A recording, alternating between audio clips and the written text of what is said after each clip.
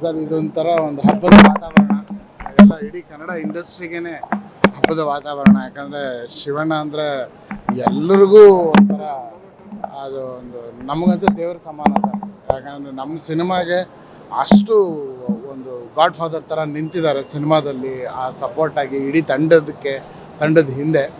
So ಖಂಡಿತವಾಗ್ಲೂ ಶಿವಣ್ಣ ಅವ್ರನ್ನ welcome ಮಾಡ್ಕೊಳ್ಳೋಕ್ಕೆ ಅಣ್ಣ ಕೂಡ ಬಂದಿದ್ದೀವಿ ನಾವಿಬ್ಬರೂ. ಯಾಕಂದರೆ ಹಾಗೆ ಬಿಡೋಕ್ಕೆ ಸಾಧ್ಯನೇ ಇಲ್ಲ. ಅವ್ರು ನಮಗೆ ತೋರಿಸಿರೋ ಪ್ರೀತಿಗಳಿಗೆ ನಾವು ಏನೇ ಮಾಡಿದ್ರೂ ಕಮ್ಮಿನೇ.